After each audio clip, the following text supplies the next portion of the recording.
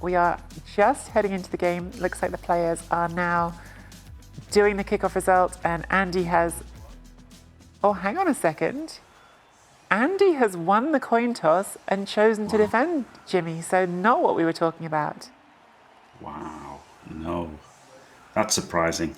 I mean, so the thing is, if the elves kick, then what they have going for them is they know the situation on their offense, and they know if they have to, like, they've got freedom to bang it in. If they go first and they've like turned over the old world alliance, they're 1-0 up, then they've got complete freedom to score early and kill the game. So now that they don't know that, they have to, this means they kind of have to stall till turn 8.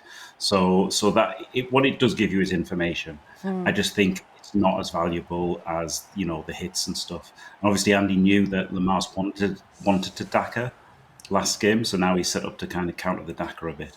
That's a really interesting observation. Yeah, we talked about the Dakar last time, didn't we? And the fact that really got changed by the short kick. So yes, you're right. Andy knows that is the strategy that LeMarseillais would have preferred to go with. But I think from what Jimmy said, we might still be able to fit this under one for the people who've been watching Jimmy all through this tournament. The not what I would have done, Jimmy. Is that fair to say? No, honestly, I think choosing to kick it's not bad. It is keeping LeMarseillais in the dark about what he's got to do. Like, Andy knows that if he does his drive, he's safe, basically, right? And he knows that already. Now, what I would like, I was in this similar kind of situation in the UKTC, funnily enough, and I thought I chose to receive, so at least I knew if I'd lost, I could tell my teammates, because it's like a team tournament. At least I knew if I got turned over and scored on, at least I could tell them early that I'd lost, and they would know the situation.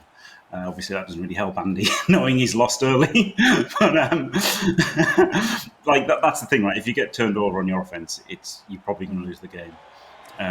But it is still better to get turned over and lose in the second half, because now at least LeMarseillais has that uncertainty. If LeMarseillais had turned him over in the first half, then he's got the absolute freedom to score early, and he does not have that now. He is going to have to try and stall this out as long as possible. So we've got a deep kick, the opposite of last time when we had that awkward short kick for the Dark Elves, but we have got a solid defence. I'm not certain how much Andy can do with the solid defence, just because he's already put his entire defence not changing anything, on the line. Might be able to put tackle on one of those dodges, I guess. Force them to dodge away from tackle, but other than that, I'm not sure it's going to change an awful lot. I like to see this dynamic, actually, like Andy changing his position like at the beginning of the match. I feel like Andy and LeMarseillais, they're probably not players that used to play together in leagues, probably in some official competition, but they not necessarily know each other that much. But Andy is actually adapting already in the match too, and I like to see this kind of dynamics very definitely. Yeah, it's really nice to see that the little details, and I think that's a really interesting point as well. Maybe even Andy came into this with more than one formation in his head and knew that he wanted to do two different ones, because it is giving your opponent something different to think about each time, and you are saying to them, okay, I'm not going to play exactly the same as last time, I'm not predictable.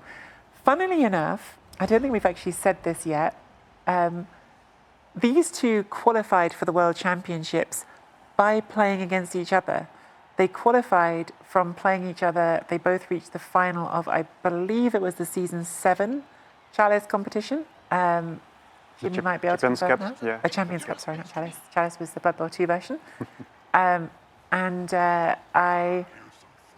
Incredibly, this is the sort of thing that only AndyDavo can say to you. I said, oh, that's fascinating, Andy. Did you win the game or did you lose that game? And he said, I can't remember. Maybe it was the same time he was eating your chocolate mousse. It might have been when he was eating my chocolate mousse. That was not a false story, by the way, chat. That was absolutely dead real. I was enjoying my dessert very much last night after we all had dinner together. And Vitok witnessed it. And Andy, while I am enjoying my chocolate mousse, just leans in and goes, are you finished with that? While I've got the spoon in my hand, which I had not finished with it. But somehow he ended up getting the end of it because he's a cheeky so-and-so. But looking like, interestingly, not looking like a full Dakar here, actually. This is looking like build a screen and then have the ball protected behind it so far. A whacker, as it's sometimes known. It's got. But yeah, I do remember the result of that game. Andy lost, just so you know. So that's probably why Andy forgot the result. I did wonder if Andy not being able to remember the result meant that he hadn't won.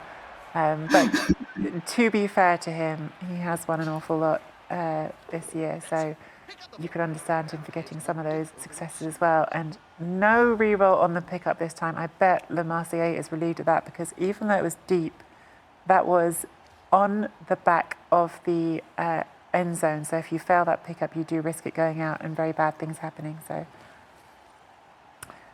definitely. Yeah, that could be a disaster. So yeah, happy. Like anything like that, isn't it? Like it could be an absolute crisis. So anytime something like that is doesn't happen, you're pretty happy. Yeah. And now we are back to the familiar dance, where we're too early in the drive for anything particularly dramatic to happen, but Andy will be looking at where he can apply tackle a mighty blow. And LeMarseillais will be looking to preserve the shape. This is a much better shape for LeMarseillais than it was at the start of the last drive. At the start of the last drive, right away there was so much pressure because of the short kick, and it was really uncomfortable, which actually he did manage to unpick in the end. But this time gets to stabilise from a completely different position. Somewhat similar though, in that same strategies, right? Andy's going to try and create as much contact as possible, like safe contact, using his guards to make it hard for LeMarseillais to hit him, and just try and put, just try and get in there and make it as difficult as possible for LeMarseillais, who wants to make him roll dodges, not be able to hit him. So, and while LeMarseillais is going to try and hit him, he wants to make blocks. He doesn't want to make dodges ever. He wants to make blocks if he can. Absolutely, we saw him doing that even to a degree that but certainly you were thinking was a bit too risky at times in that first drive, with that one dice block to open a turn that cost a second reroll. But he did get some nice opportunities out of it. He did have that 2 dice hit on the tackle mighty blow piece that didn't break armor, but if it had done, could have changed the game a bit. So very much, as you say, something we've seen that he's keen to do. I also think it's interesting, Jimmy, after you were talking in that first game, you said quite early on that Andy was targeting the value pieces because of the lack of apothecary for the Dark Elves. And you see here that when LeMarseillais has a chance to build a more planned screen rather than last game, whereas it was all a bit chaotic, you can see he's not allowed Andy the chance to hit those. He's put a screen of the lineman in front of them. So just keeping those pieces a little bit more safe so far. Do you blitz first here to make sure that the ball is not too near if ever it fails? I think you don't need to worry quite so much about that. The screen you've got is already a full screen, so you could bring it forward here. But equally, you're in no great rush to bring the ball forward, I think is fair to say. But yeah, I don't know, Jimmy, if you have some thoughts on what LeMarseillais should be looking at here for the next couple of turns as he looks to build this drive. I thought he could have surfed. He could have surfed, actually, but he's not gone for it. Because he's got, because the ball is so deep, I would have moved the guys on the right-hand side over, and one witch elf could have blitzed the brawler dude, the dwarf. One witch elf could have blitzed that dwarf into the other witch elf, and he could have surfed. He could have surfed that dwarf on the side. Okay. He already moved them all, so obviously he either didn't see it or didn't care for it. One of the two. You'd have to imagine it's not seeing it, because that's removing a dwarf is never a thing to turn down, is it? And removing any players in this matchup, really.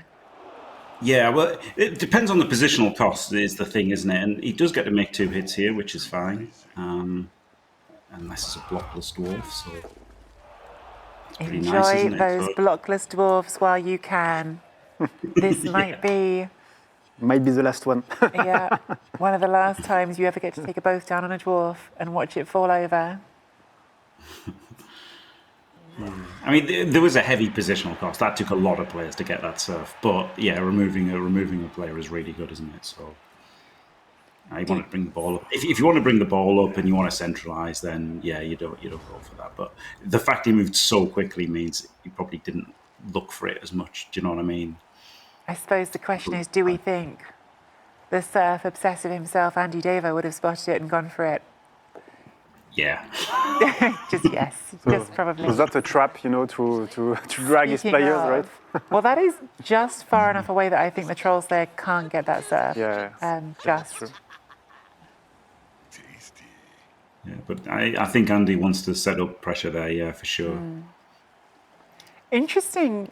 One thing that catches my eye immediately looking at the board state right now is that ogre is a long way out of the middle of the pitch. That ogre is out on a limb a bit over there on the side of the pitch.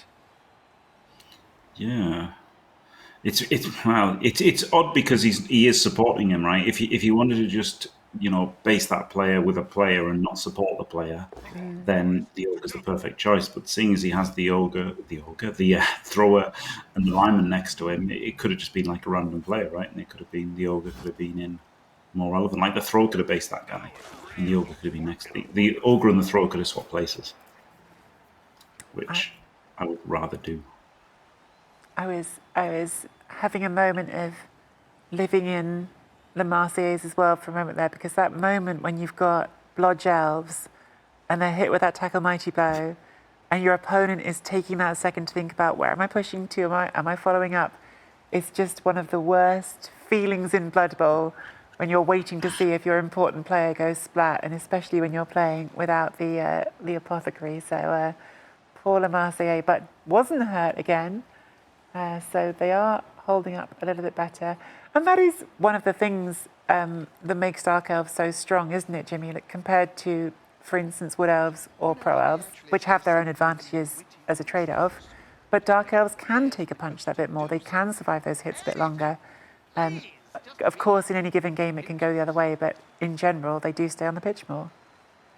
Yes, yeah, that's what they have over Wood Elves. I think Pro Elves really need like a good package to get in the conversation. I think it's mostly between Wood Elves and Dark Elves, and Wood Elves have got the speed and the one turn and the war dancers, and Dark Elves have got the frenzy from the Witch Elves, and they've got massive reliability, like 4 blodgers or 3 in this case, and like high AV. So they do very sticky Dark Elves. And, I realise that I'm saying Pro Elves, and that is old habit dying hard. They are, of course, Elf Union is the correct name for them. They were once upon a time in an older edition of Blood Bowl, they were Pro Elves, and for some reason that name sometimes sticks, but they are in fact Elf Union. And I did listen, to this interview of LeMarseillais asking for the high elf at some point also. So they will come one day. They will come. As much as I would love for his sake, for LeMarseillais' sake, for his interview request to move the needle, I expect you are waiting for Games Workshop to re-release them. Yeah. Probably is the thing that we all need and are looking forward to, because there are all sorts of very fun rumours about High Elves and what they're going to look like when they get re-released. So I think a lot of us are really excited to see what that's going to look like.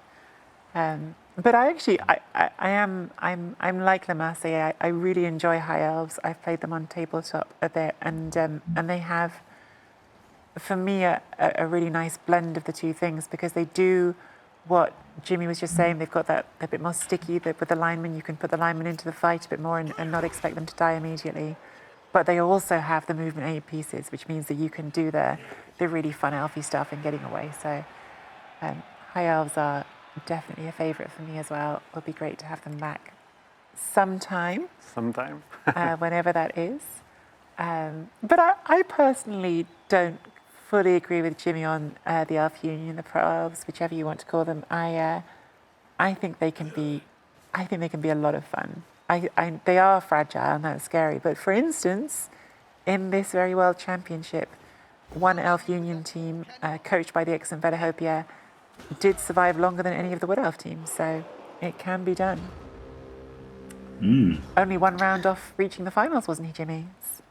Yes, yeah, he did well. But again, I didn't like the team that he chose, and not only Pro Elves, but also Elven Union. Not only Elven Union, like the faction choice, but also I didn't like the skills that he chose. and I think mostly he did it by a bit of luck and by being very good at Blood Bowl. So which I certainly think helps. that they are the main things. Honestly, being very good at Blood Bowl and being a bit lucky. Just to bring Yeah, us I'm back not to the saying Elven game. Union are rubbish or anything. I just think they just don't have the obvious things that Wood Elves and Dark Elves have. Yeah, the obvious strengths. But just to bring us back to the game there, Jimmy, because that was quite an interesting decision there by LeMarseillais. I don't know if you spotted that, but went for the 1 dice blitz on the lineman in front, which clearly backfired, rolled a skull.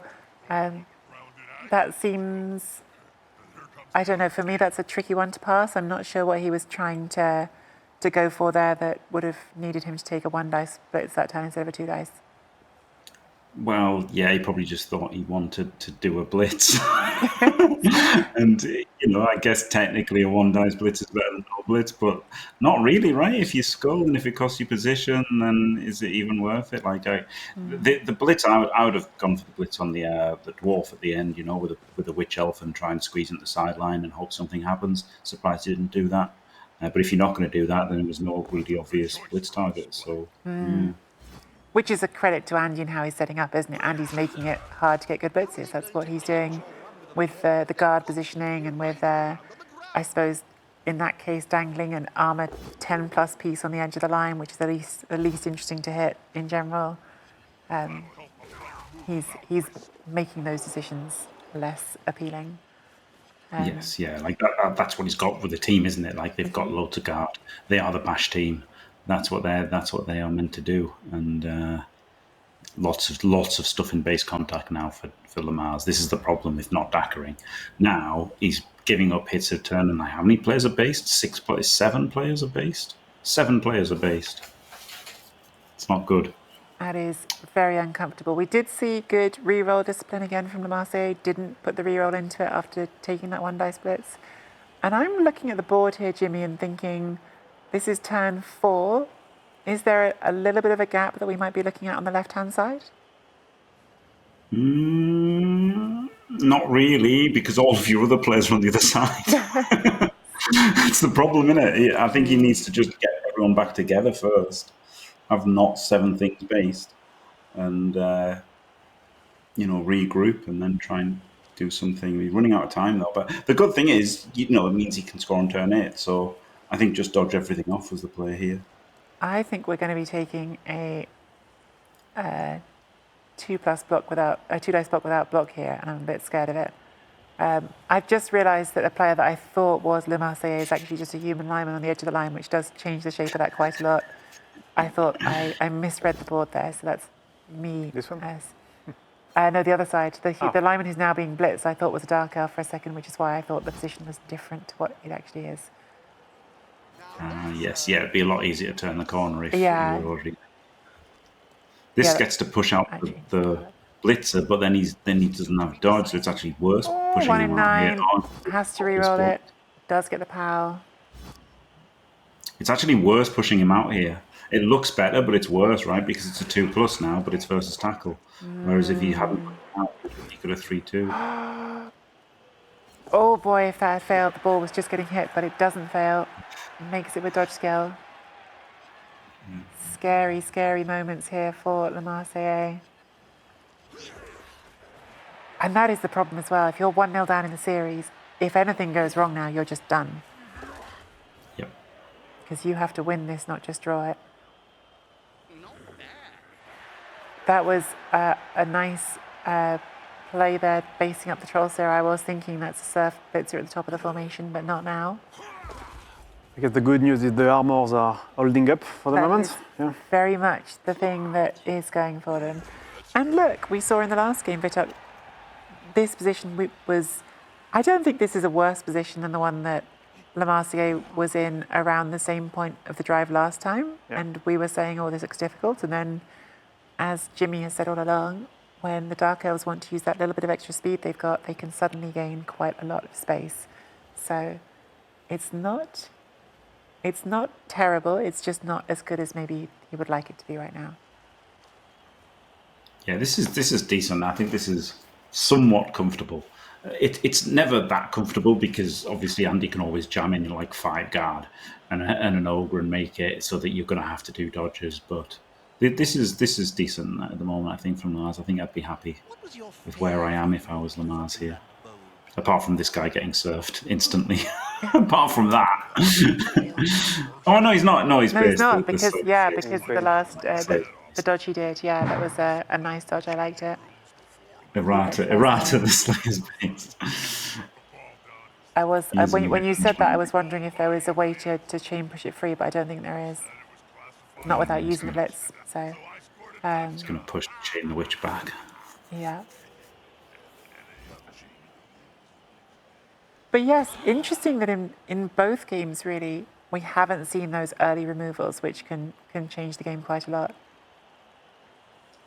Yeah, we're unlikely to see them with Lamar's receiving, right? If Andy receives and gets 4 blocks, 2 of them with Mighty Blow, 1 of them 3 dice, chances are Andy gets a removal or 2 early, and then it kind of snowballs from there, and then that's the best way to win, the easiest and best way to win, right? Versus somebody of somewhat equal skill. But this is looking like still a pretty intimidating line for the Dark Elves to attack, just in terms of very wide at the moment, a long way to go around it. The fact the Ogre is on one end, it's good when you're moving away from the Ogre, but if you ever want to think about moving back in that direction, suddenly there's a massive lump in your way. It's very tricky. The following riot was really quite wonderful. Nice. Well, it's currently a huge weak point in Andy's line. Where are you seeing the weak point, Jimmy? Well, I say huge, it's a bit excessive. But, he can just 2 dice this guy. It takes players, but if he punches this guy, he can chain the Slayer back, can't he? Yeah. So yeah. That both down the Slayer perhaps made that easier for them, doesn't it? Yeah, this is big. There's no guard. The guard and the thrower should have probably been the other way around if he could have done. I don't know if he could have done or not. It was a really nice move by LeMarseillais, just tagging that Slayer. Now, obviously, it wasn't. A lot of coaches might have thought of doing something like that because there was the surf if you didn't, but especially doing it with a blodger, there was a pretty good chance he wasn't going to get knocked down on what Andy tried just then. And in lots of different ways, that could create opportunities for you, because if it had been pushes into pushes, that might have opened up something different again. So, very interesting. I guess he's not taking the space finally. No, not taking the gap that Jimmy saw. He might just do a 1 dice. If he starts with a 1 dice here, then he can really open him up, which isn't really as weak as it, but it's possible. It's really possible to start with a 1 dice here, which he might do. He's not afraid of them, is he? Would it be too early in the drive for him to try starting with 1 dice? It's not that early anymore. This is turn 5. I'm a little bit worried. That's true, yeah. Oh, a snake. Oh, the first one. Oh, boy. And a lot of players still based. Oh, yeah, it's a bludger. That was a snake. Oh, we've got some problems now. The first KO he got. Oh my God, it was armbar. Sorry, that's what I thought Jimmy Oh, was yeah, okay, I was. saying something else. Armbar. Oh my God. Was it again? Armbar again. Oh, yeah. So that's a game plan. Jimmy, honestly, Andy said to me before the game that he thought he could use armbar. So that's not Andy being smart after the event. He did say that to me. And he has certainly got several armbar successes. I mean, this out was of a it now. blodger, though, wasn't it? This wasn't him putting it on a non-dodge player. This No, was a that's true. blodger. Well, it's also on a non-blodge player. It's also on the player next to it. But yes, he got lucky with it being that one.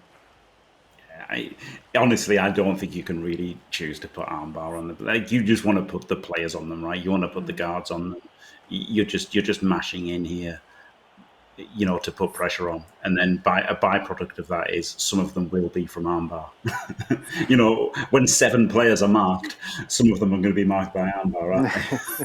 Jalev in chat has put the official count at 3 removals in the tournament Andy's got with armbar. I think what Jalev means is he got 1 against Jalev with armbar, and he's had 2 today, so has not clearly forgotten that one. But we have no sympathy for Jalev, because Jalev got me with armbar in the previous one. So, What a start for Andy. Close to disaster, 1 in 9 block, Brawler saved him. wow, yeah, that would have changed a lot given the Dark Elves all sorts of space, but Brawler and Armbar, all these skills they will not have anymore. So everyone who thinks that OWA is getting better, maybe they're all wrong. Maybe these are the skills they need. So who knows? But yes, Brawler to the rescue on that one. They just got owned. That's what the cool kids are saying these days, isn't it? That's an irrelevant detail, average Joe, that Block would have got them both down. We don't take that into consideration. We only take into consideration that Brawler worked. These things exist in a vacuum, absolutely. And last match, the first KO LeMarseillais got, he went all through the match as KO, so yeah. That's true, yeah, the KO was out for the whole game, the Witch Elf, last time, so definitely LeMarseillais will be hoping not again. So Andy got a few hits there, was not over-aggressive that turn, just took the hits that he'd been given for free and has got the line back in front. This is looking hard to me now. Turn 6, you've got a long way to go. I think now is when you do open with a 1 dice block. The Blitzer 1 dice blocks the Dwarf, then you blitz the Tackle Mighty through. GG. I think you have to, don't you? Yeah. In fact, you can blitz the Brawler. You can blitz the Brawler and then block the Tackle Mighty. But he needs to move forward 6 square, no? We're going for 1 dice with the Witch Elf instead, over here to the left of the screen. Yeah, this is it. You blitz it. I wouldn't have done it with a Witch Elf because now you've got to do another 1 dice block and you're not assisting the other hit. But Just another push. it does get him further out of the way, doesn't it? Which is nice. Yeah, that's true. So now you block that with an assist and you have a gap. Yeah. I guess you want to bring the assist from as far away as you can here because you need everyone close to go through.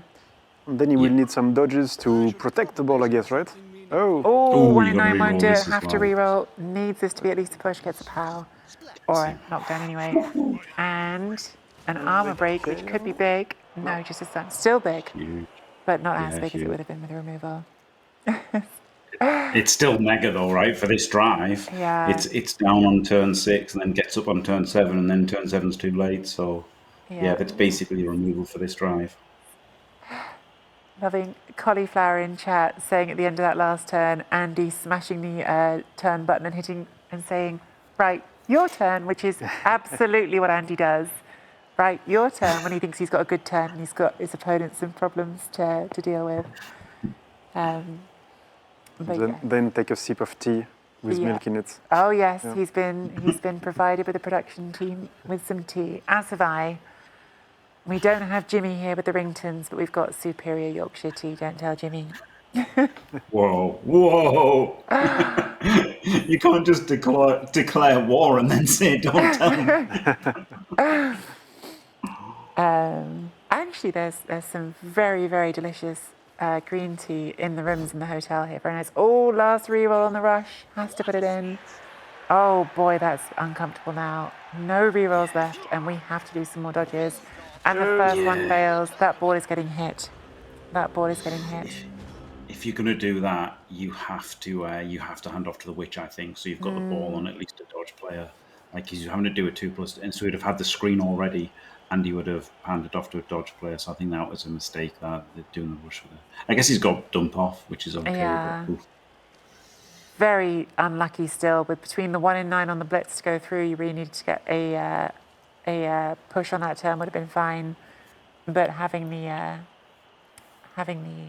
immediate reroll used that you then know you're going to have to do rushes, rolling the 1 again and then failing the first dodge after you spend that last reroll. That is a worst case scenario. Well, maybe not the worst case. The worst case would have been a snake, but close to a worst case scenario for LeMarseillais. So looking very, very rough here. Andy being sensible, doing some safe moves first, get some players back there, but not looking so hot for him right now. Oof, he had to have the Witch Elf up there. That's I'd go so far as to say that was a big mistake. Because Now, again, even if he hands it off to the witch elf, even if he fails the handoff, it's not the end of the world, right? Whereas if he fails the rush, it's horrific. So just purely on fail state, it's way better to have moved the witch elf up first and handed off to her. the one question here for Andy is, how exactly do you do it to make sure that if the dump off works, it's not as bad as it could be? Because the dump off is almost the one last get out of jail free here card, and that's what we're going for. Players in trouble, Bob. He's going to use it. Yeah. Doesn't aim for the teammate? No, he did. I He think did, it's okay. yeah. I think it's. Which is, I think I could I could change that like as a viewer. Oh, because perspective. you were the one Yeah. controlling it. Yeah, okay, that makes more sense. So fails on the dump off, Oh yeah, Not over. and the ball is now on the floor. looking very bad, I guess, for him. Looking very, very bad for LeMarseillais. Very, very good for AndyDavo.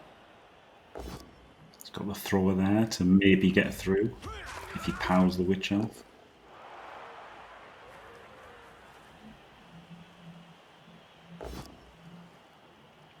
Does not. My goodness. Might get through anyway, but he's going to have to dodge. I mean, he has to dodge. He can't just not try, can he? Yep. Good. Through goes the thrower. Very nice. For Andy. Oh, this is really tough. And what this also is, I think, is a real test mentally, because the situation is bad for you here. There's no two ways about it as LeMarseillais, but you're in the World Championship.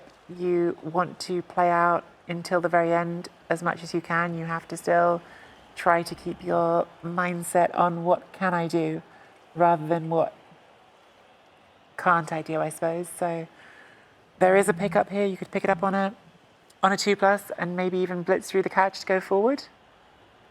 Yeah. This is actually not a very strong defense from Andy. So, I was Yeah, thinking it- that Andy would take the last rush with the thrower to base the ball, but he didn't go for that. he didn't even need to rush. He didn't could need just to stand- rush actually to get there. Yeah. Oh, He had okay. still extra movements. Yeah. I guess he wants to cover the move back to the middle, but as you say, this doesn't feel as strong as it could be.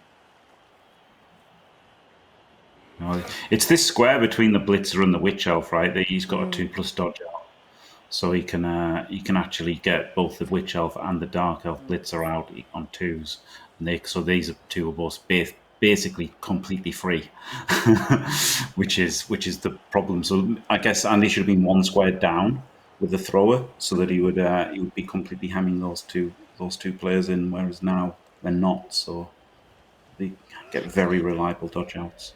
There we go. There's the first one. Schrappy thinks that Andy is saving rerolls for the halfling toss.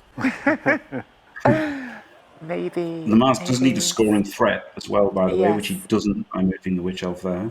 This is turn 7, so very much urgent to get a scoring threat in here.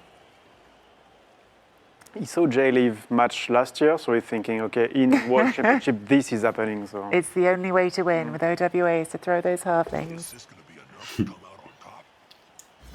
Takes the block first here rather than doing the dodge. There we go. So now we can just dodge blitz. I guess pick up blitz. Yeah, dodge see, I blitz. thought it was going to be pick up Dodge blitz anyway, so Yeah, just dodge and get forward. You need my a scoring goodness. threat in case you fail to pick up.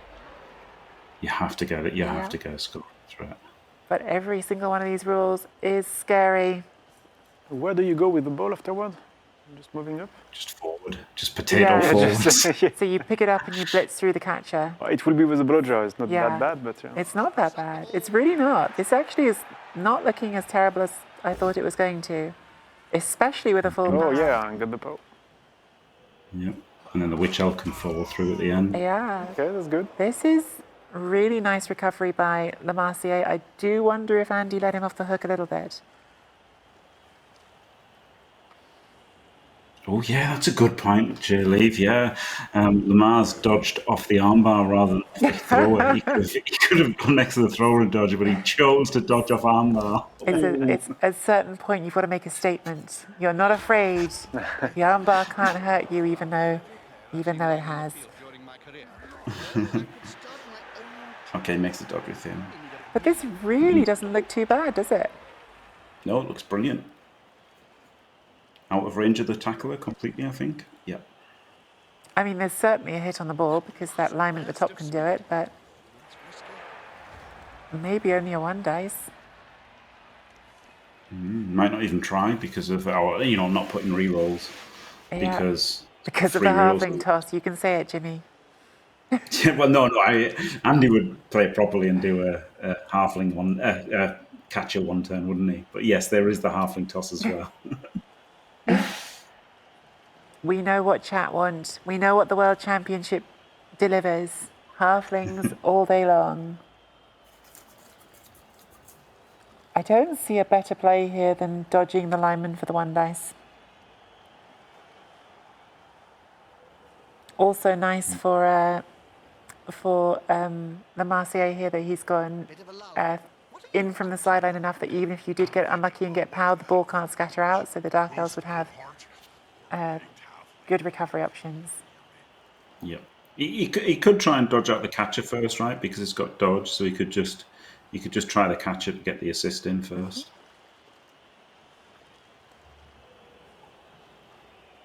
And then if that works, then re-rolling the hit, to get the hit becomes a lot more attractive. So I think probably you just get the catcher there, and then try for the 2D.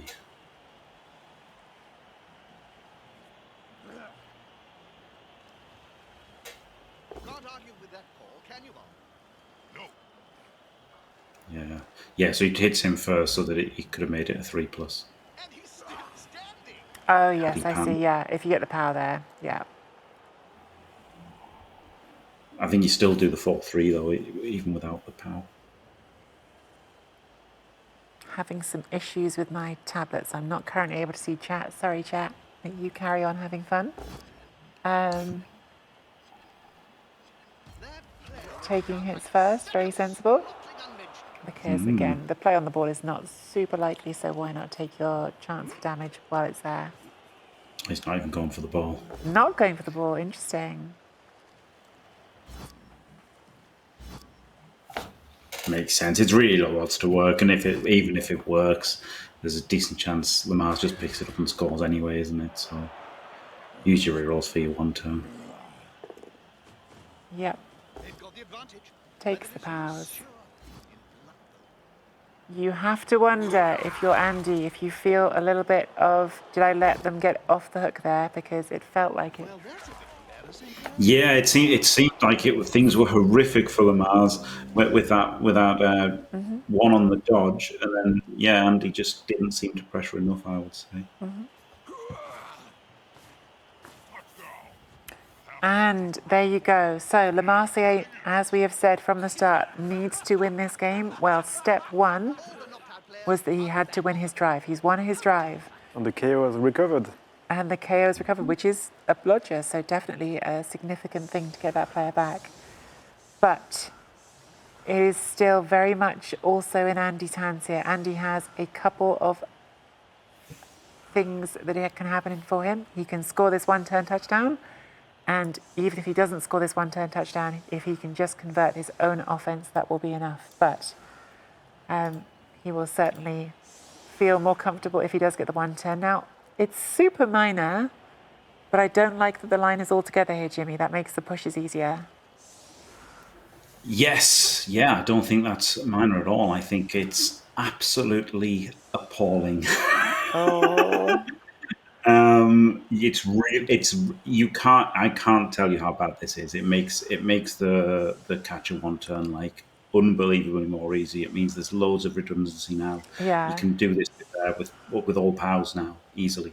Just to explain that again, I know 1-turns are one of those things that, like, you and I have both said this, Jimmy, like, the first time you see a 1-turn touchdown, if you are a more inexperienced player, it can seem like witchcraft, right? It seems like this thing that shouldn't be possible, that you push a player who hasn't got the movement to get to the end zone forward from the line, even though you haven't got anyone starting off on the other side. You can create the angles and the chain pushes to get them forward. And in this formation, when you put the 3 line players together, what effectively happens is exactly as Jimmy just said, you don't even have to roll pushes. You can roll pows And that will still be good enough to keep moving the movement 8 player forward, because you can use the players being close together to create space to do the chain pushes. So will be super, super interesting to see if that becomes relevant. But yes, just spreading out the players reduces your options for that succeeding. Though it looks like Andy's just doing the toss, and he's not Oh, even okay. touching the I was about to ask in terms of Yeah. probability, which one is the better actually? Well, With this defense where you need to dodge through anyway, so. I am not the mathematician, so I will defer to Jimmy. With that backline, of course, a human catcher would have to roll minimum 5 plus 4 plus 3 plus to go through. So maybe the halfling is better. Jimmy, you tell me. I don't think the halfling is better. The halfling needs so many rolls, and it's all on loners. I hate the halfling throw. I think it's really low odds. I would never try it if I had the option of the catcher. And when the catcher is so easy like this, I'd definitely go for the The catcher. high Like, you've got to get kick the ball in might first of all. save this, because is that nearly out of range? It's only just in It would have range been for the out of range. handoff. Yeah, Yeah, it would have been out of range. yeah. It was just so easy. He is chaining the halfling. Well, don't You chain can it only out of chain range of the one roll. handoff. Yeah, you've got to do just the one. So that Actually, he's adding a rush to Hanzoff here. it is adding a rush to the handoff, but it is making it more likely that when the halfling Yeah. scatters, it lands in range. So it's a trade-off. And Andy does have 3 rerolls, so the rush is pretty likely, but very interesting. Well, we've seen even in this tournament, some very creative one-turns with Old World Alliance. Jalev against Andy did one that didn't actually succeed in the end, but was a really clever one that he didn't even use the blitz to move the catcher forward, and then had the blitz to use the catcher to go through the line, which was really smart. Yeah, But that's what Andy could have done. Yeah, well, Andy couldn't have blitzed through the line, could he? Because it's too far back with the blitzer, whereas when Jalev did it, the line was closer. I'm sure he could have moved the assist in, couldn't he? With the ball. Maybe. In any case, he's going for this one, and he has got the ball there. So far, so good. This is the scary bit, because it's a loner, so if these go wrong, you can't... Yeah, now he can push it again. Now that he's handed off to it, he can push it again. Oh, very nice. Yeah, I hadn't seen that. Very, very nice. Another chain forward. Gosh. And still all 3 rerolls. Beautiful. Is it like a compensation, for not having any halfling teams in the tournaments? Yes. Oh, my goodness.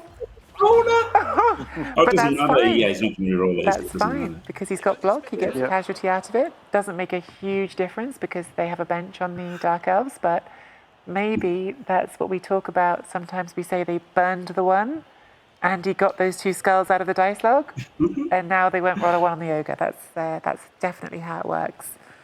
That is not how it works, Yeah. in case anyone is missing the joke, but it's fun to pretend it is. Here we go. So the ogre is not bonehead, and it is not good enough. That needs to be a 3+, and that's a 2. So you reroll it here, I guess? Oh, it's wildly inaccurate. Oh my goodness. Landed it. Well, listen, it wasn't the halfling's fault. The halfling did his job. He caught the ball and he landed. He just didn't get it thrown in the right direction. So blame the ogre for that one.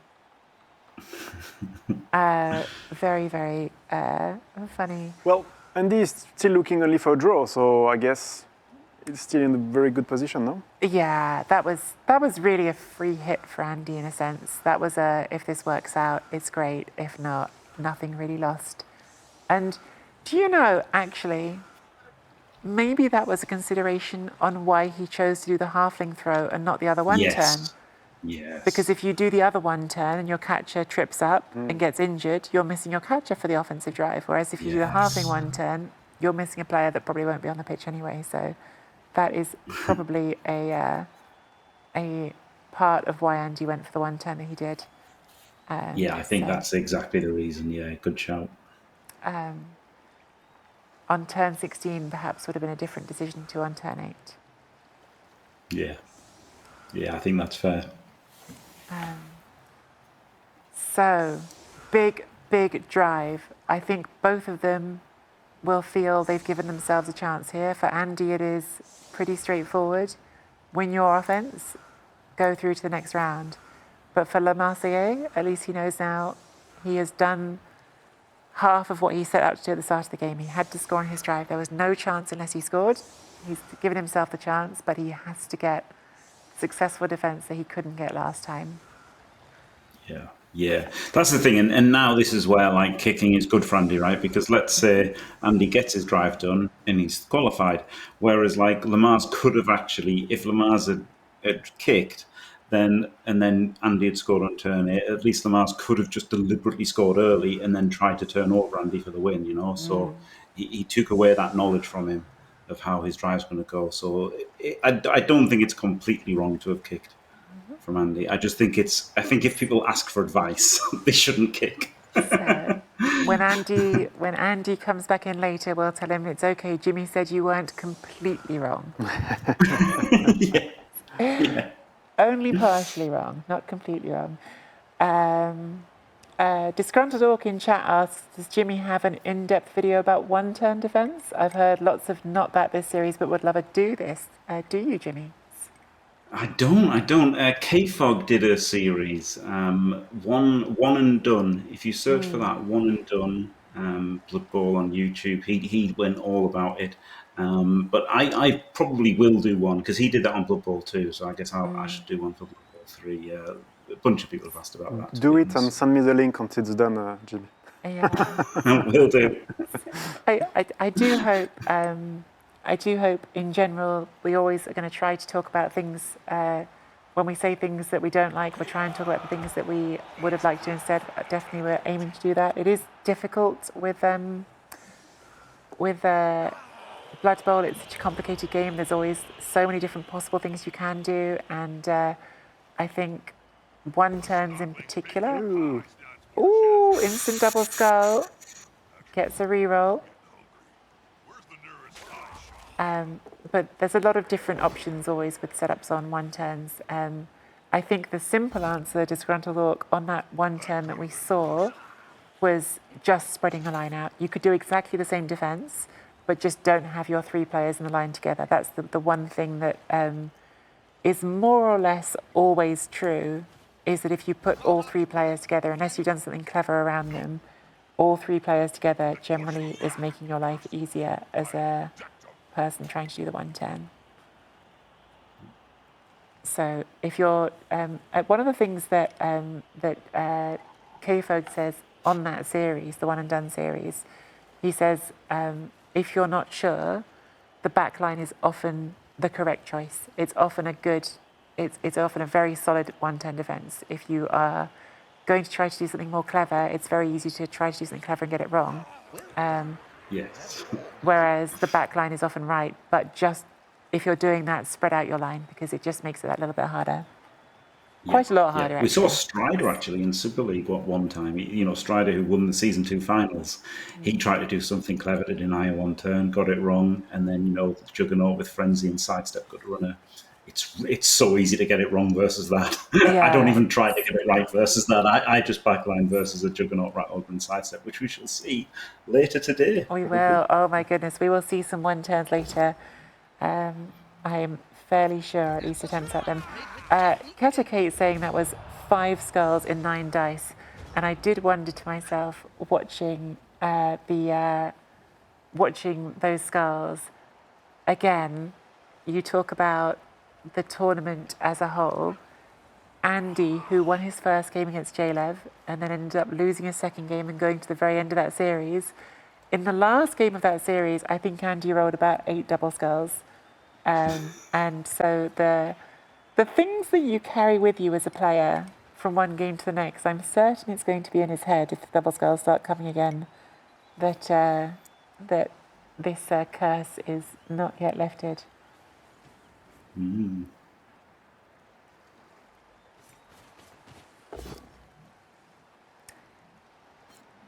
Collie says she's seen me do a one turn not off a line of scrimmage. Can definitely be done if you've got a sidestep and movement 9, which the Skaven we have later. we have later do have. Do you know what? Do you know what Andy probably should have done with that halfling attempt was to. We're talking about K-Fog's videos were for second Blood Bowl 2. With Blood Bowl 3, they changed how the quick snap works, right? So he could have, although he put the catcher back there, if he'd had the catcher on the LOS, had he got a quick snap, he could have then quick snapped the catcher forward, quick snapped blitzer forward, and then blitzed through the back line and pushed the catcher forward. And it would have been like ridiculously, unbelievably easy one turn, like ridiculously easy. So that's probably what he should have done. Was the optimal path, even if you're trying the halfling one turn, is to start with a catcher on the LOS, just in case. Well, but the flip side is having the catcher back increases your chance of being able to get the ball to the halfling because of the movement. It does. Only marginally, though, right? Yeah. Only marginally. But in this instance, it did use all of its movement. So. Well, no, he got the kick, didn't he? Got high kick. But then it was still, even before he chain pushed it, it was one rush. So for a movement 6 player, it wouldn't have But worked. he got the high kick, right? He got the high kick. The bigger they are, But that's what I mean. After the high kick, he had to use all of his movement plus one rush. So a movement 6 player with the high kick wouldn't have been able to do it. You would have No, need but to you would push have back the still whole caught thing. it with a catcher.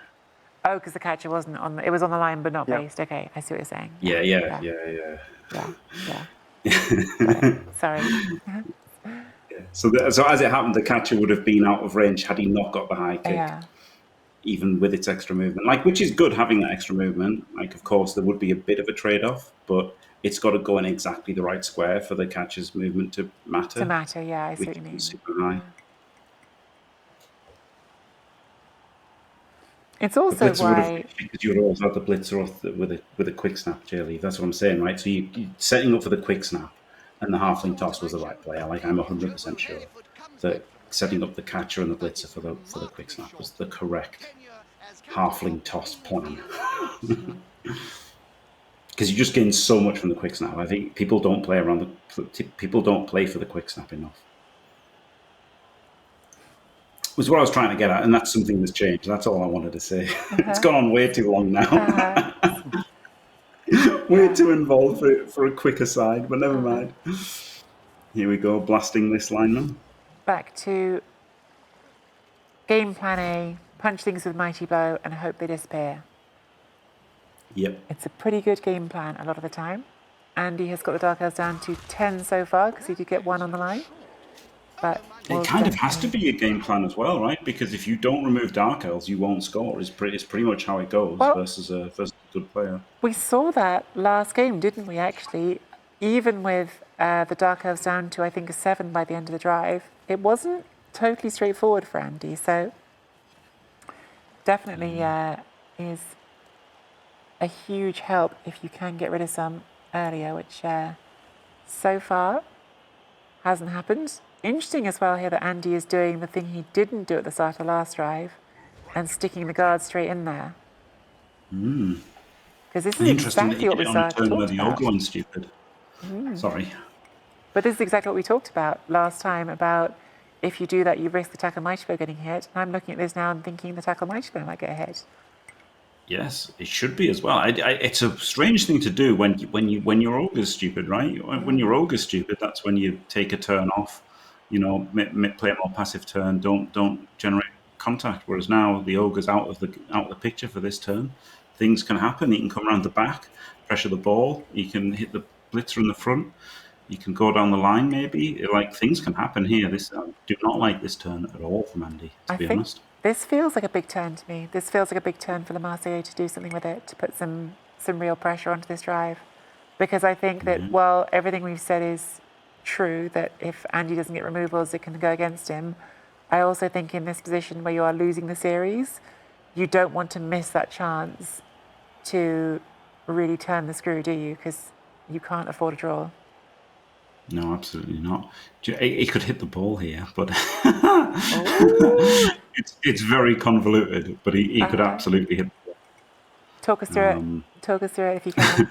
This is where I wish we could have you to move the mouse and show everyone on the board. Because I do not see it.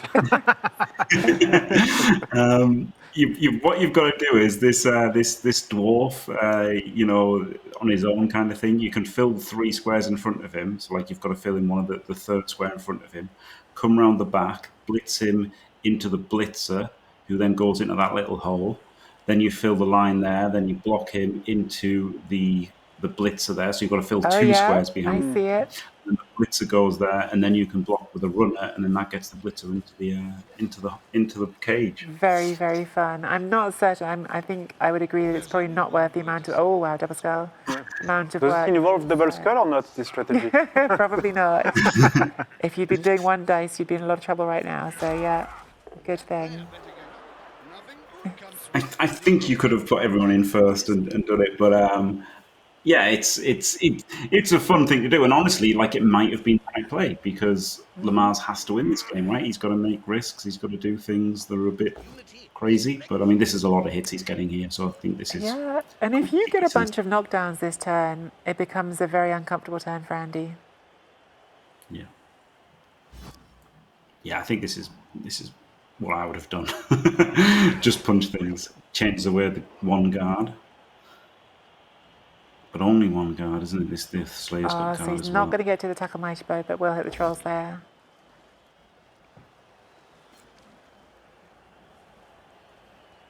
Do you push the troll slayer into base contact? No, okay. I was wondering with the frenzy if you could put it in an awkward square, but chooses not to.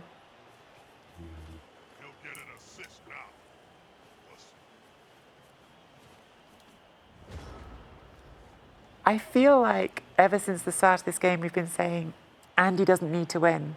But because Andy is now losing, Andy does need to score. So Yeah. it's not straightforward at all, this situation for Andy. So, I mean, the situation is pretty much always you have to get your drive done, isn't it?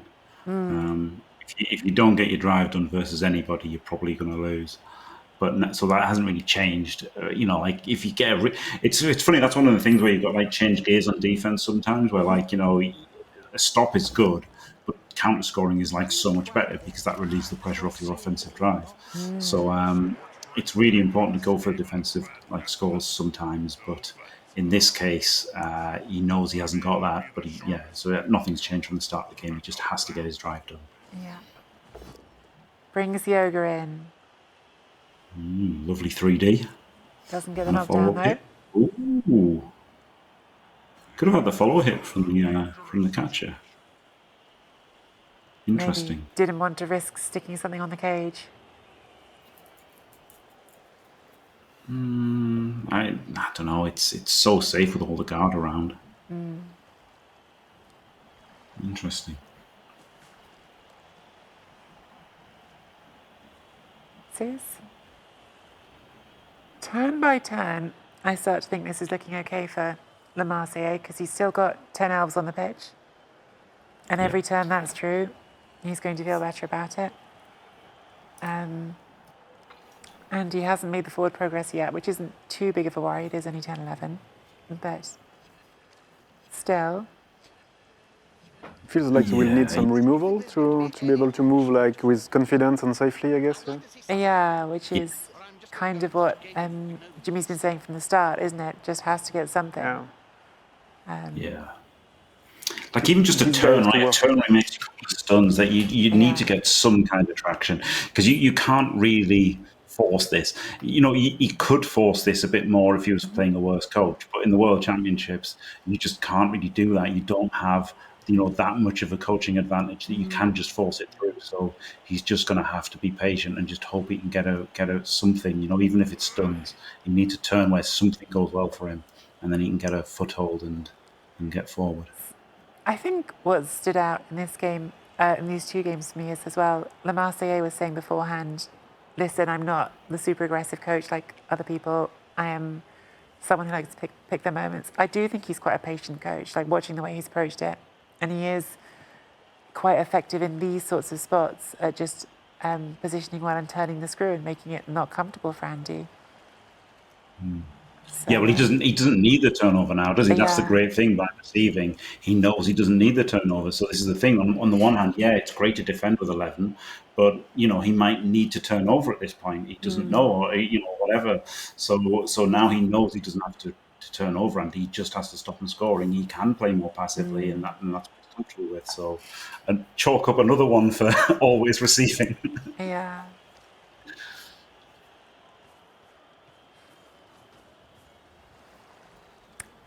Question from chat, Jimmy. Because John Money suggesting got to take out that rear guard. Yeah. How do you feel about pressuring the back of the cage here? It looks like that's what we're looking at. I'm generally not a fan of pressuring the rear of cages. Okay. Just because it gives your opponent like the chance to, get away. Basically, that's it. Like, by putting players behind the ball, you just don't want players behind the ball, right? It's just like football, isn't it? You defend better with players in front of the ball. Oh, And big 1 in 9. And I think your point's about to be proven, Jimmy, because I was going to say with 10 players, you still have 8 in front of the ball, but that failing means you definitely don't. yeah, this is the problem.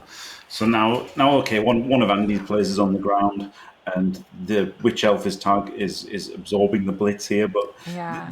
this is the problem. Like, it's good to have players around the back. Of course, it is. It is good to have players around the back.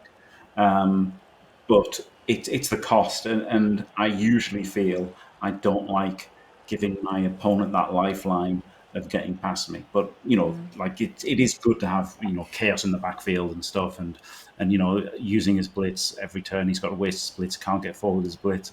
And at this stage, like turn 12, you get even more payoff by him having to blitz backwards and not forward. Yeah. So like there's a lot of good things about the rear pressure, but it's just the problem is that the cost it costs you.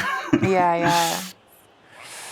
Oh boy, big turn here for Andy. I think Andy definitely is eyeing that space on the left-hand side, bring the ogre around to close it off, and then I imagine move the ball over to the left. As always, it will be a better turn for Andy if he can get some knockdowns to go with it. Yeah, if he gets like a couple of stuns here, then Yeah. this all of a sudden is amazing. But if he doesn't power anything, Yeah, that's the then all scary of a part. sudden looks a bit disastrous. And not off to a good start. He's taken 6 blocking dice without a power so far. And suddenly a bit more iffy. Yeah. Those Troll Slayers in particular, they really are, I feel like for OWA they're a piece you definitely are going to want to take. But they can get in trouble, can't they? Because oh boy. Nope. Has to reroll and does reroll. Down to 1 now. Does get the knockdown on the Witch Elf. Oh. Armor break. Just a stun, but better than nothing. Yep.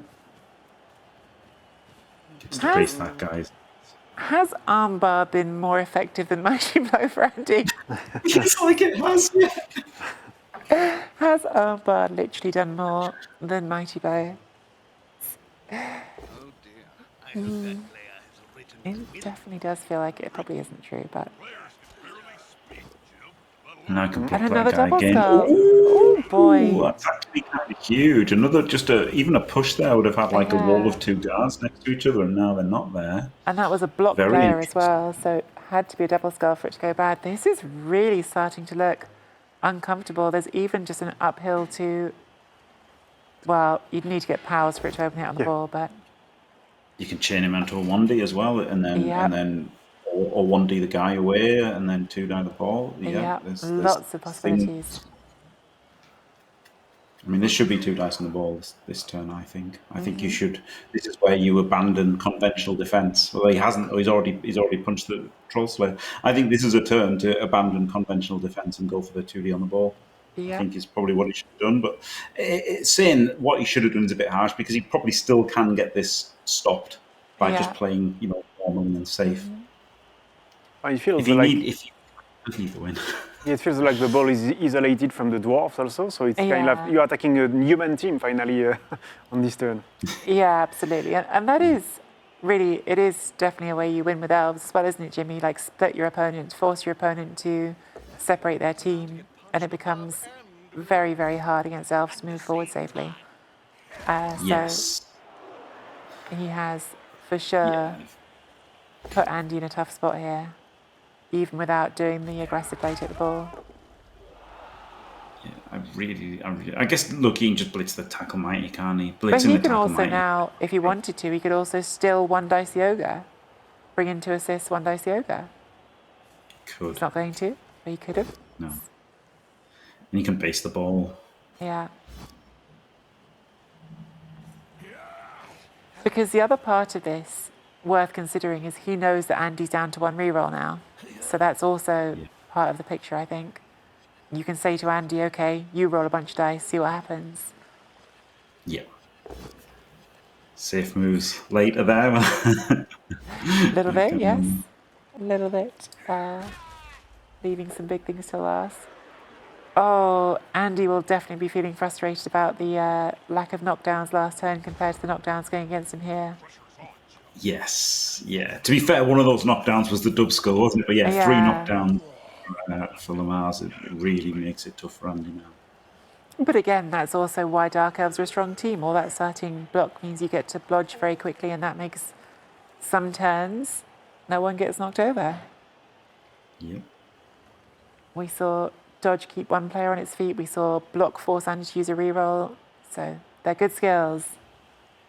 Actually, it's one of the things that you talked about in your preview, Jimmy, the choice to use, to take a Witch Elf with block and 1 with wrestle, because again, Purple Chest has done 2 with wrestle. And it was the block Witch Elf that Andy hit to free up the ball carrier that demanded a reroll. So if that had been a wrestle piece, Andy might have accepted the bows down and not had to spend that reroll. True. Little details that become important. Yeah. Yeah, it's funny, isn't it? It's a funny one, the wrestle versus block. But again, like, LeMarseillais is more of that cautious mindset, isn't he? Whereas PC has played more tabletop tournaments where you have to go 6-0. To go 6-0, I completely agree with him that double wrestle is the way forward. Disgruntled Orc, not only do I think block is a good skill, I've heard it's an elite skill very, very soon. Elite skill. I think block might be the second best skill in the game now after hit and run.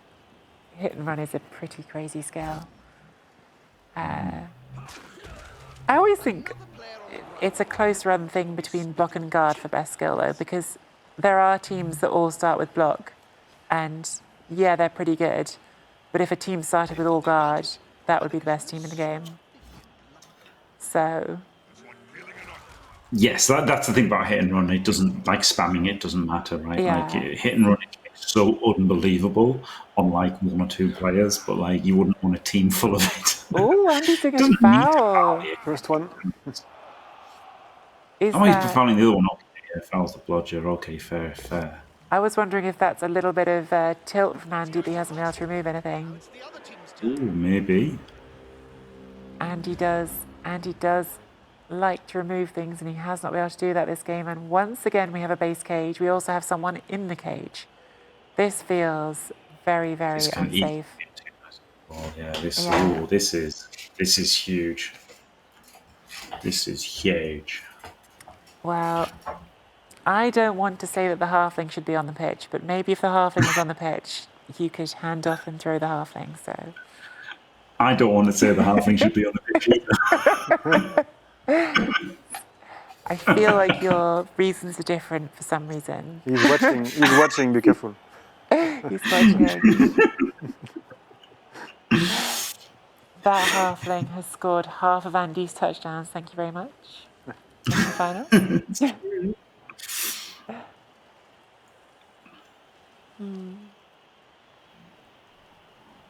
There is no point of blocking with this one versus a block, right? I guess it's not even something you keep for the end of the turn. You probably want to blitz something else, right? No, I'm thinking that if you're willing to take even 1 uphill block with one of those 2 blitzers on the dwarf, you take an uphill block, and then you can take a 2 dice block, and then you have a hit on the ball with dice. You can 1 dice. You can 1 dice, or even 2 dice with the first one.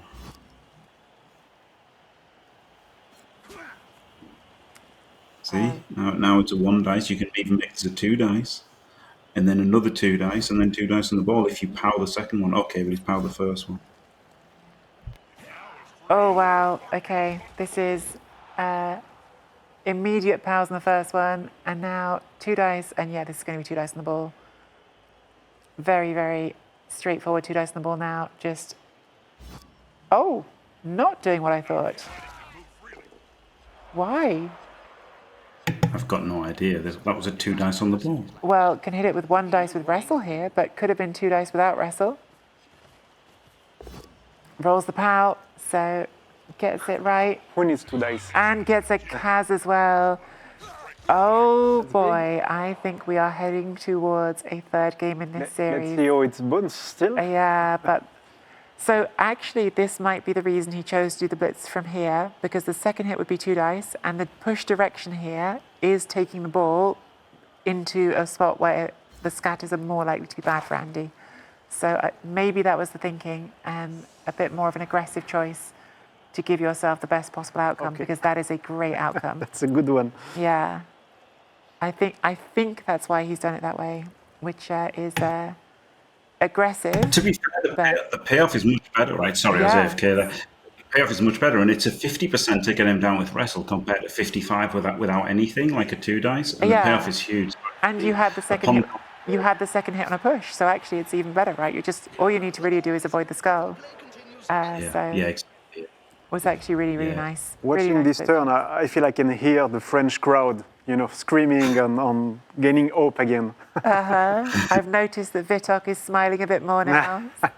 Absolutely not Great true. stuff. Just so we're clear, Vitok is not biased here. That is not. I don't want to imply. I'm any biased. I'm actual still French, but I'm not biased. Yeah. Don't want to imply any actual suggestion of that. But yes, really nice turn from LeMarseillais. I imagine that Andy is absolutely ripping his hair out and feeling hard done by about the removals. But I think this drive he's been outplayed a bit. I think LeMarseillais has played it really well, got his positions right, and was able to capitalise when he had the chance.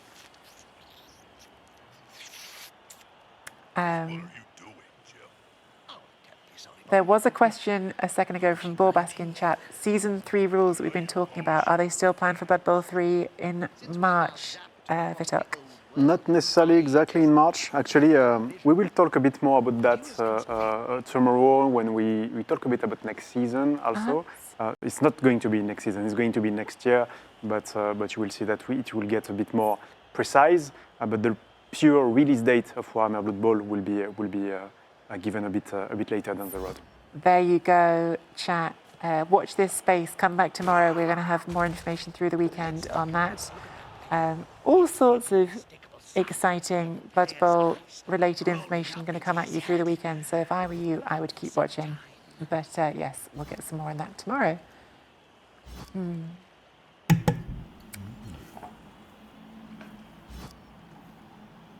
And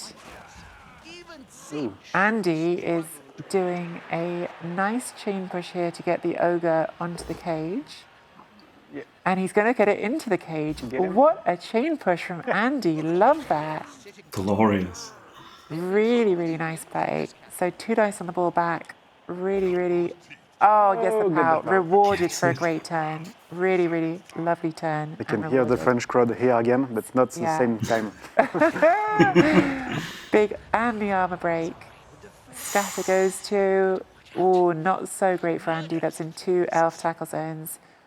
But really nice turn. And now it's going to be a scramble to see who can get that ball down, that ball back. Really nice turn from Andy. Just when I was saying maybe he's been outplayed on this drive, he comes up with a great turn. Yeah, great recovery. So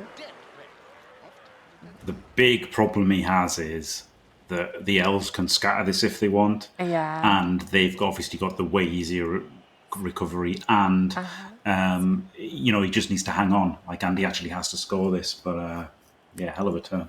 I really thought what Jimmy was going to say there was the big problem for Andy is he's playing OWA. That was what I was expecting that sentence to end on. But Hey, look, they're a bad team. It's a base team, but they've got a great package, right? That makes them competitive. Just like Imperial Nobility last year, isn't it? The same kind of Yeah. thing. These kind of teams that aren't quite as good, when you give them loads more skills, all of a sudden they're not a joke anymore. But the problem is they've got those loans and stuff, and the slowness. Like the negatives are still there underneath all of the skills. We hadn't even mentioned that in our conversation earlier. We mentioned Andrew not having made it through, just missed out in the last 16, our defending champion. But we didn't mention the fact that Imperial Nobility, after winning the whole thing last time, really not popular in this year's tournament. And none of them even getting close to the last 8, as far as I'm aware. No. In fact, they how many didn't. were there? Was it just one? Or was it? There was just one, yeah. Just one. They one got the whole betrayed by the former world champion. I so, know. And maybe Andrew was punished for not taking ability again. Probably. The dice punished him. But looking like we're going to push the ogre away, and then it would only be a 3+ pickup for the elves.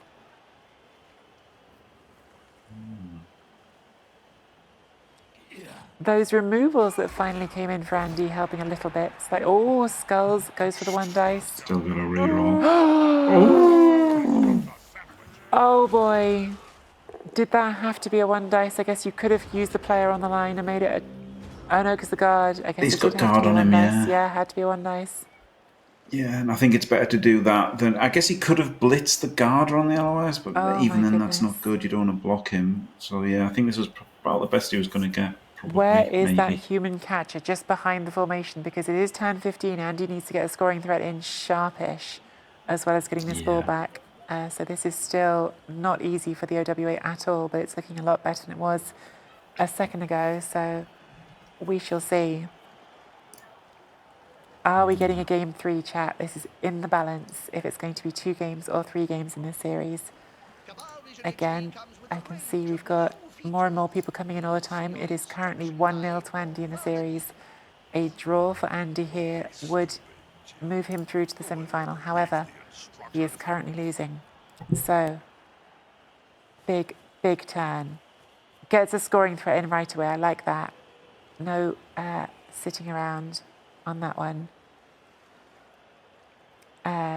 Some people in chat asking whether to scatter the ball, and of course, if you do scatter that ball, you risk an elf catching it. So I would say no.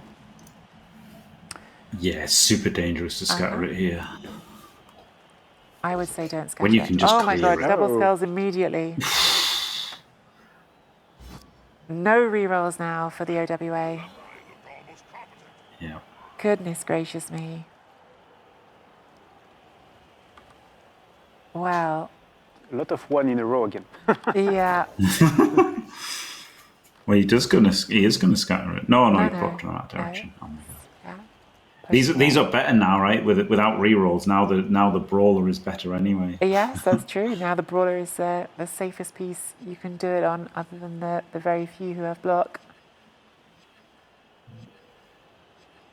Yes, loner no longer matters. That's always the upside. See your glass is half full. Oh boy, this is that point of the game where you want to take every second to think about every decision to make sure you're not forgetting something. He has got 2 minutes in the time bank. He has got a scoring threat, so at least that, although if that's the only scoring threat, it's pretty easy for the Dark Elves just to go and blitz that if they know that's the only one. You a great deal of Yep. bad gambling, there's too. In comes the tackle mighty blow. Gets a knockdown, so that frees up the catcher. Ish. No, it doesn't. Yeah, you're right. It doesn't. Yeah, he's got to do a 1 in 9 dodge. Yeah. Whereas if he'd done the 1 in 9 block with the lineman first, then this could have chained him out completely. Really, don't let them. But then I guess it doesn't really. It's 6 and 2 3s. Which one you do? Gets the removal, and we'll be thinking, why couldn't I get that removal half an hour ago? Because the other thing you have to remember is that Blood Bowl players are never happy with their dice. Doesn't matter how good they are, they could always be better. Andy hasn't had great dice in this game, we should be clear. Like, Andy has had some rough double skulls. And it's funny that there's so many people that play this game, yet the dice are rigged against all of them, aren't It they? is amazing how many people the dice are rigged against. The ball carrier, the catcher, sorry, makes the dodge, gets Okay. into Oh. range. Wow, takes it all and gets it all. That is a huge, With a huge 3-roll, so yeah. Yeah, all the dice. set of dice. That Wow. is, at a minimum, that catcher still needs a rush without a reroll to score, so it is not in scoring range without a rush. But it is in a lot better square than it was a second ago. Really, really brave moment for Andy. It's scary to click that, but I think it was probably what he had to do. Actually pushes the Witch Elf closer, which isn't Yeah. ideal. Witch can just hit the ball. Well, at least for Andy now, whatever happens, he will have a scoring threat at the end of this turn because you can't hit both Yes. of them. So it's improvement, but you're right, Jimmy. He can dodge that Witch Elf around and Maybe the get the bottom one. hit. And the bottom one, No, yep. no, the tackle there. The tackle there makes the bottom one not so appealing. Yeah. So I've been so focused on Andy's rerolls. LeMarseillais has one reroll. Of course, you only need one player to hit the ball here because it is only strength 2. So also, goes off tackle. Nice. Very nice. So this is for the second hit, I Oh, guess. yeah, okay. That means your hit goes 2 into 2. Yeah. Ooh, pops dodge. It's got a long way to go now. Oh my last god! reroll. Instantly. Oh my god! Oh my goodness, LeMarseillais probably tearing his hair out right now, but does get there, gets the pushes. Now he needs a And 2+ for a second Gets hit. the pow. Get the pow. Good scatter for Andy though. Oh my goodness. So that one human lineman at the top is the only hope for Andy. Are you trying to dodge to mark It's him? not that easy to base it. Yeah, no.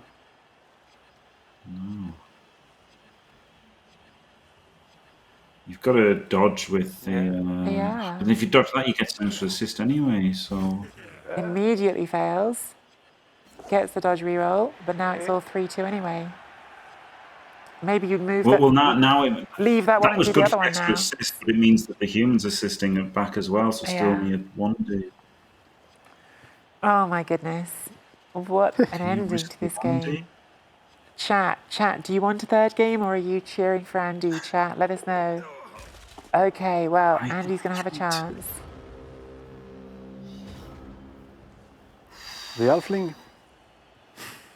Where is the halfling when you need them? Where is that halfling? Wow. I mean, this is still hard for Andy now, isn't it? Yeah, But it is, Yeah. for sure. No sure hands on the pitch, of course, because the thrower was Kaz when the first sack happened. Yeah, even that one dodge, as Jimmy said, has done some good work. Do you have to scatter it now? Maybe. I think you might have to. It's so many tackle zones. The blitzer could clear 2 if he powers, couldn't he? But you need 2 players to fill them in. Yeah.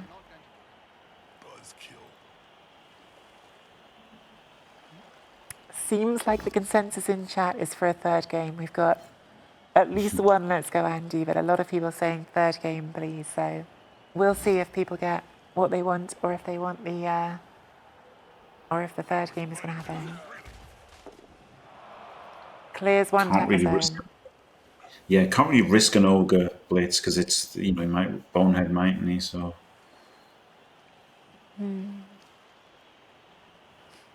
That's blitz, I guess.